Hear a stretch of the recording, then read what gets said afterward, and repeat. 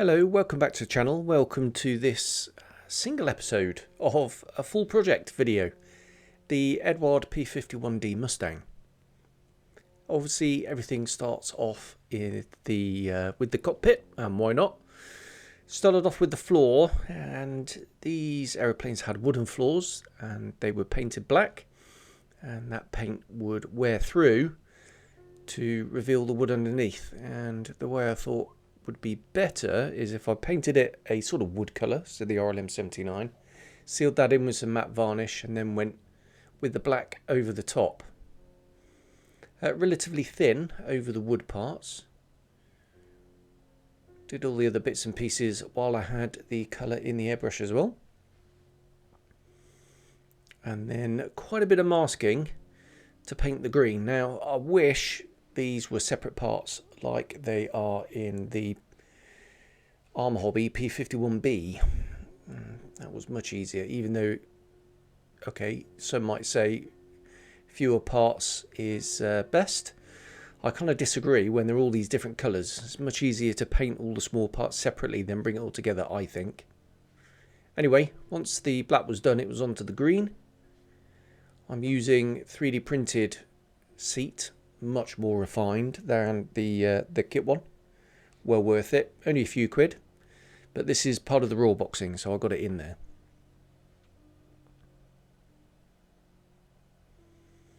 Mixed up my own zinc chromate. All you need is a bit of black and a bit of yellow. And again, while I'd had that colour mixed, I did all the zinc chromate bits, all the undercarriage, landing gear, all that stuff.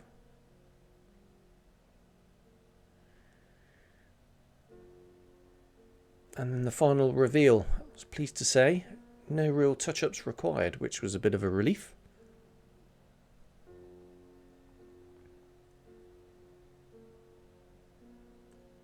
Atom paint, this is by MIG Ammo, absolutely superb for brush painting.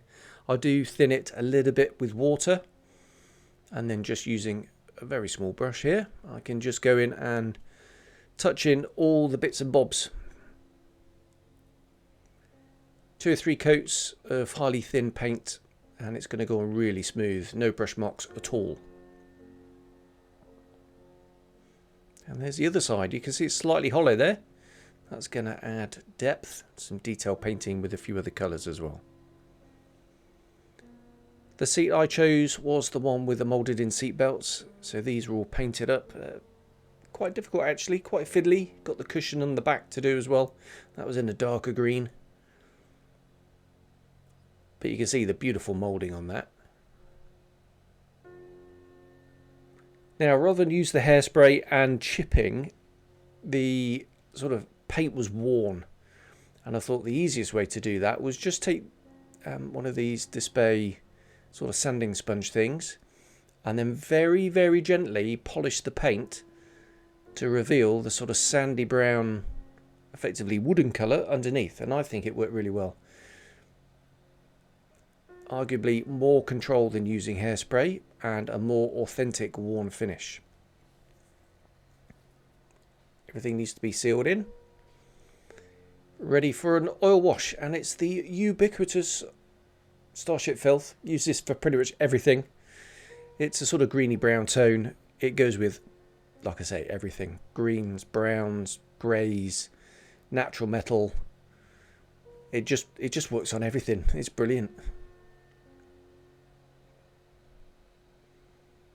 So when dry, went in with a cotton bud, cleaned it up, and then just with the dry brush did the final bit of blending. Got to make sure it's dry, otherwise it's not going to work. And when that was done, everything was sealed in with a matte varnish. Always a bit tricky this, removing the supports with a sharp blade from the 3D printed parts, but just take your time, go really careful. The sort of connectors are really, really small, so the blade will deal with them quite easily, but please be careful. It's easy to slip, and you're going to slice your finger, so just be very careful. You don't need to get rid of all of them, just most of them, and then you should just be able to twist off the part. like that. And then luckily everything underneath is all hidden. Just some decals and placards gone onto the battery and the radio. That can be glued in place. This little sort of support bracket widget, that can go in. Tiny amounts of glue, that's all that's required. You see the sort of seat support and the armour, that's gone in. That's plastic, and then obviously you've got to use super glue for the seat because it is resin. But using these precise tweezers, and on it goes.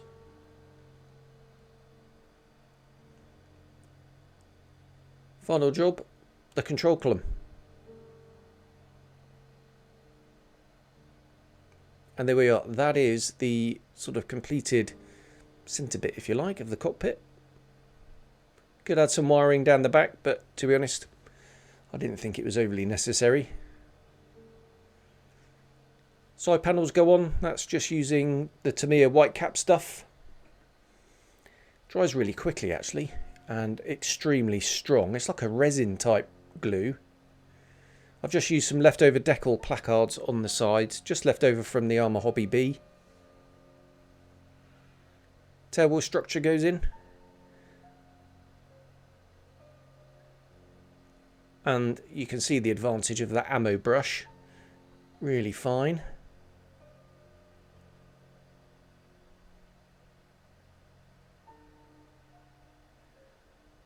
Now for the radiator gubbins. All pre-painted, all with Ammo's A-stand, which is essentially Alclad. Duralumin, that's my paint of choice. Wash for the radiator faces. Quite a complicated assembly, but if you just take your time, test fit, it all just slots in. The fit is absolutely brilliant. There's a bit of photo etch for the radiator at the front. To be honest, you don't need it. The plastic moulding is brilliant, and it actually sits really quite far back. So if you're not a fan of photo etch, don't worry about it. You don't need it. And if you are a fan of photo etch, don't worry about it. You're not going to see it really. Cockpit top gets put into place, just adjusting that little sort of bracket widget at the back. And this is just a dry fit, just to see what it all looks like. And quite small, but fits lovely. Glue of choice for me is the black super glue by Ammo. I bought all these applicator things. It's like £5 for 100 or something. And yeah, it makes it really quite precise where you put the glue, and then you just squeeze it together, making sure everything lines up. Now it's slow dry, so you do have a bit of time to make sure everything's lined up properly. And then once you're confident you've got no steps or anything like that, you can just go in with the accelerator, just applied with a little micro brush. Keep holding it together though, make sure it doesn't move, and I recommend just holding it for 5 seconds or so, then it will go off. And then straight away you can sand the seam. These are the Ammo sanding sticks. I think that was 360 grit I just went in with. Might be 240, but my 240 is quite worn. And not too many seams actually. The nose seam, there is a panel line that runs all the way down the join. It's moulded in, so I didn't use super glue there. I just used a bit of sort of standard cement. Right, onto the wings, and I made a bit of an error. I drilled out the all the holes for the rockets, which I wasn't going to use because I thought that this was the another fitted aeroplane, and I was going to do a Korean War F-51. So I had to fill the holes in, and the easiest way was just to stretch a bit of sprue, as you can see there, cut it in half, and then bung it in the hole. You can see there I've filled in the panel lines. That's with Mr. Hobby epoxy, the purple one, the super fine. It's my filler of choice. It's absolutely amazing. Got to be careful not to get the sort of gun covers and ammo covers on the top surface, because they were obviously removable panels, but everything else was filled in. Straight away we can get trimming. relatively flush on the inside. It don't have to be, because you've got the thickness of the wing, obviously. But I did leave, as you'll see as I just whip this over, a little bit of length on to the side. Want that to just go off properly, and then it can all be sanded flush. I didn't want to cut too much and then have a little divot to fill. That would have been just, you know, painful. So leave a bit of a stub, and then we can let that dry, and then come in and just sand everything smooth, including the panel lines. Wings have been joined together. You see I've still got to do the sanding. You see the wheel bay there, beautifully detailed. All over zinc chromate, not like the B, which was natural metal and zinc chromate. And what a pain in the bum those are. And this is what it looks like when it's all sanded and polished.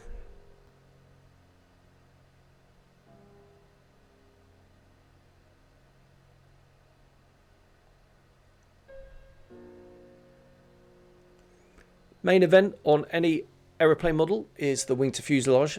The fit here is really nice.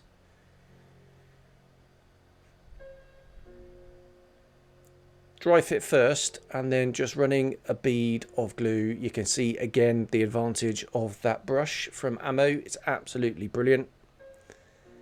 But it did want to spring back, so I just clamped it quite gently, actually, with the Swedish blue clamps, trademark, as someone would say. And then with the nose being held on, it's a simple job of just running the brush along the rest of the seams, and that will just seal everything in. You've got a bit of working time. You can adjust things just to minimize any steps and stuff on the top surface. Tailplanes just plug in, nice and simple.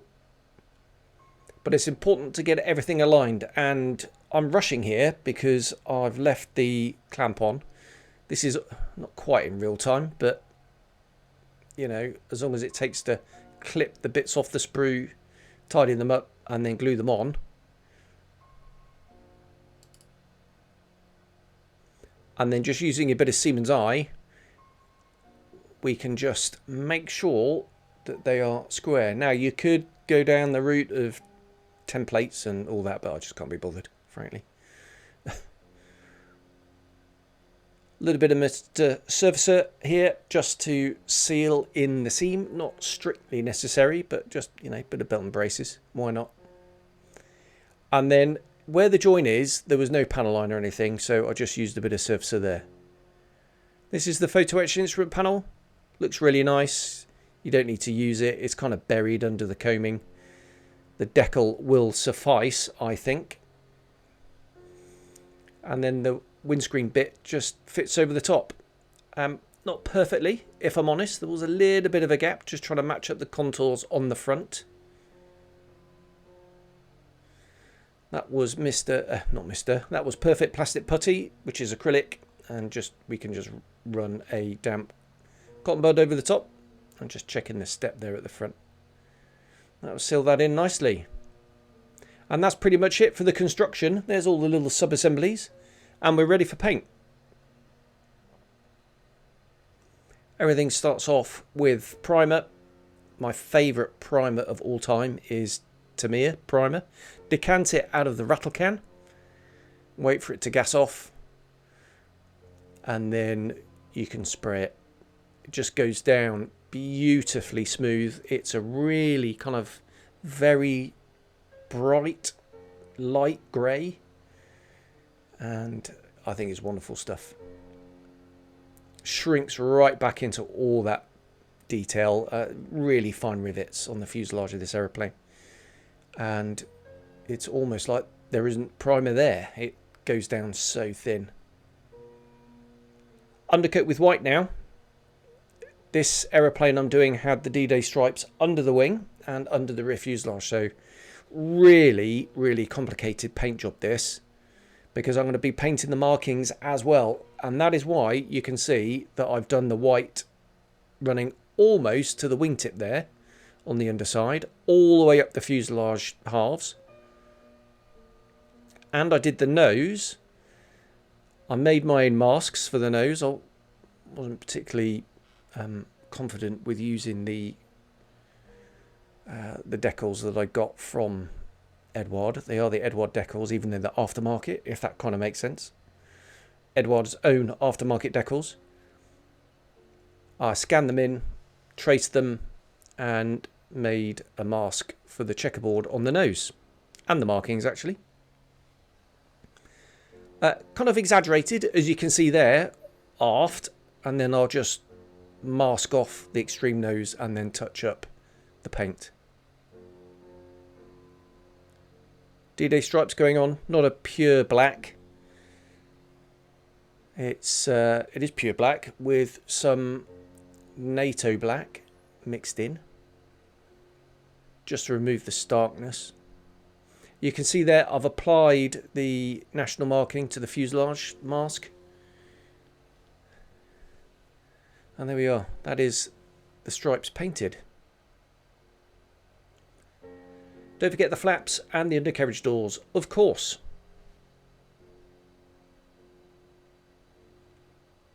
Righto, here we go for the markings. With the white applied, the male part of the mask can be stuck down. I'm using some transfer tape. And then using the marking blue, so this is the RAF marking blue with some drops of glossy blue to make it a bit more sort of American marking blue. I just go over the whole area where the markings are, but then also elsewhere on the airframe as a bit of an undercoat for the silver lacquer on the wings and the metal on the fuselage.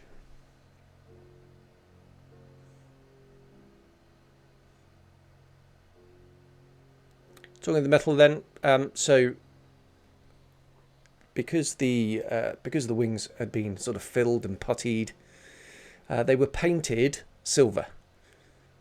So just using that sort of semi-matte silver or semi-matte aluminium, and then we can remove the masks. A little bit of touch-up was required, if I'm honest. Didn't get it perfect first time, but really very close. And with a slight touch-up, that's the result. Really pleased with how that turned out.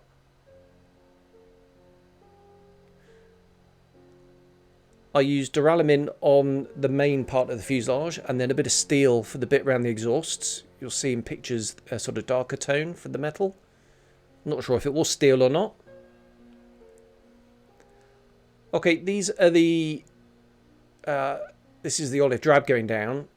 So this is a relatively late war one, so I did use the lighter of the olive drab, but to my eye, straight from the bottle, it was a little bit too light, if I'm honest.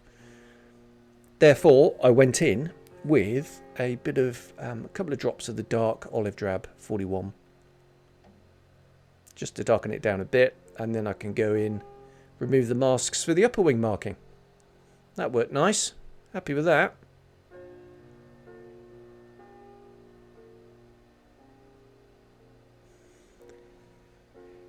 Because there's no real panel line detail as such, just the sort of gun covers in the ammo bays, I did take some of the sort of neat lighter one, went in, did a bit of shading along the panel lines and stuff just to break it all up.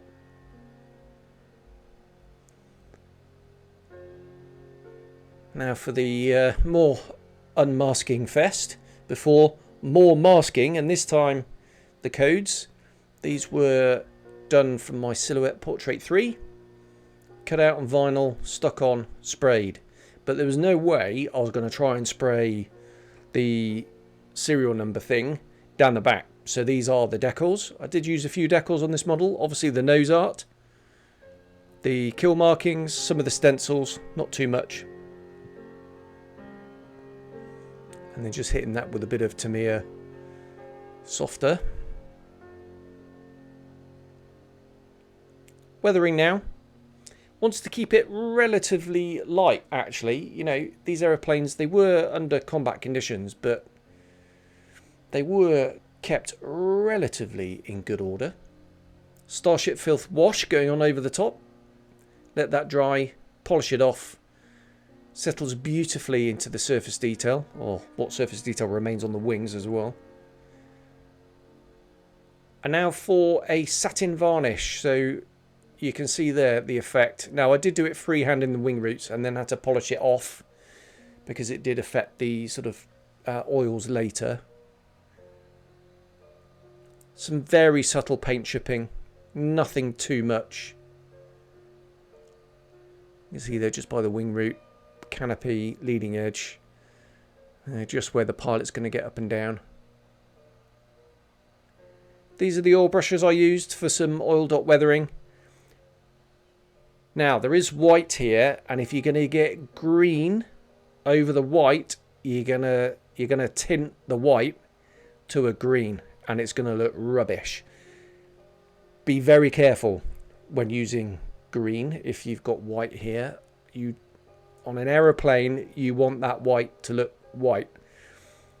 The only there's the sort of before, if you like, and the after, so you can see what great effects you're going to get using this technique. But you know, don't use green, yellows, reds, anything like that over the white. Neutral colours. Get away with the Starship filth. But yeah, just be very careful. A little bit stronger sort of grime around the engine panels, things like that.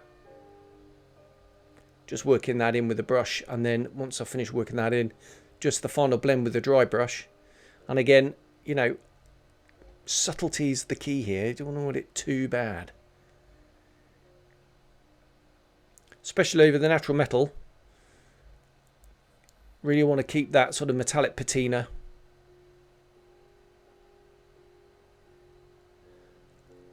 Right, talking of not keeping it subtle, if you look at some pictures of Mustangs, the belly and the radiator area were absolutely minging.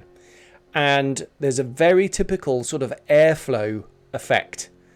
And that's what I try to recreate here, just with some sort of black and an oily kind of tone. And then while I had that all mixed, I thought I'd do the fuel oil air breather exhaust. Bit of streaking grime under the tail as well. Now to put everything together. So the undercarriage there, the main legs were glued in with 5-minute epoxy, left to set rock hard, and then fitting the inner doors. Now, if you've seen my Armour Hobby P-51D Mustang, you know I put the undercarriage doors on the wrong way around. And frankly, I could not be bothered fixing it because that model fought me all the way. Nothing to do with the kit, all me. It's a beautiful kit. This one, I learned from my mistakes. That's what modelling is all about, really, isn't it? Learning with every model. Made sure I didn't make the same mistake. I did want to make one of the drop tanks particularly minging. Now, the contact points here are tiny, so I did drill and pin because, yeah, it's not really up to scratch. The mounting on that, the gluing surface is just way too small. I wouldn't bother getting the resin exhausts. You don't need it. Not if you're going to do the shrouded ones anyway. The drop flaps, they just click into place. Tiniest dab of cement just to secure them in place. And we're writing the vinegar strokes now. Canopy going on. That's using the Ammo of MIG Ultra Glue, which is fabulous stuff. Dries rock hard, crystal clear. And then the prop, that is the final part to go on, and that's it. It's all finished. So I hope you enjoyed this sort of single video format. If you do, let me know in the comments if you want to see more, and I'll see you next time. Cheers, bye bye.